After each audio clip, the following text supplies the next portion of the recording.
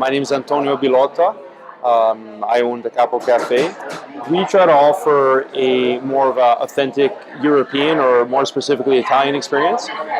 We encourage you to enjoy your coffee at the Capo if you have the time. This is very much a social environment.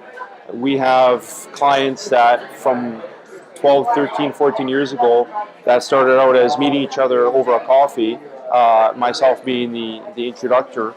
And from there, you've got families that do vacations together. You got really strong friendships that have formed, and it's quite a beautiful thing.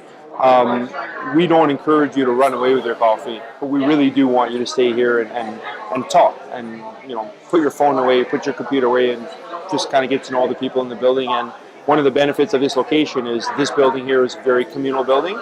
So we have yoga, Sattva yoga. We have the Pilates studio, tons of doctors and dentists, and everything's kind of eco-friendly, organic. Of course, the organic store itself, and it's a really strong community. And the landlords themselves are very much the root.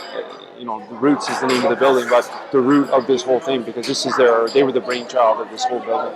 What separates us, or what makes us different than our colleagues in the business, is first and foremost, we use a blend where most of the new cafes use third wave, which is a single varietal for their espresso. It's a very different flavor. It's a new flavor blend. When the Italians invented espresso in the early 1900s, it was always based on a blend, and it allows you to create a more rounder profile of the coffee. My business is central. My next location is also central. It's just on the other side of the river downtown, and I've lived central for the last 16 years, and most recently I just moved from Old Strathcona to Riverdale. So I still walk to work at times. I'll ride my bike to work. If I have to transport or pick up stock or whatever it is, and I'll drive. But I love the fact that I can walk to virtually anywhere I want. A lot of my favorite places that I like to, restaurants and other cafes or wine bars, it's all accessible by foot. Even in the winter, you have to dress up a little warmer, but it's still very, very walkable. My favorite thing to do is just to go in the river valley.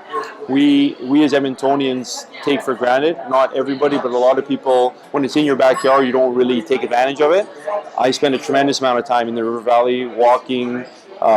In the old days I would run, now I cycle a lot, and it never ceases to amaze me how beautiful it is. And it doesn't matter what time of the year, there's a beauty of the valley, of the water, the trees, even the people you meet down there. I've noticed in the last probably 6 months, I've been spending more time walking, and when you're riding, it's a little harder to have a conversation, but when you're walking, it's amazing how many, people are friendly. People say hello, and what makes this city, and I'll say this till the day I die, is the people make this city. Our river valley and the establishments we have, those are the icing on the cake.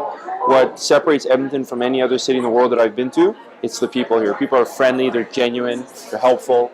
So Saturday mornings, my wife and I will usually go to the farmers market, either here year-round, or once the downtown farmers market opens, we'll walk the farmers market there. From there, we come here, sit at the bar, we have a coffee. At that point, we split up. Usually Amanda will go and do yoga, and I'll go ride my bike.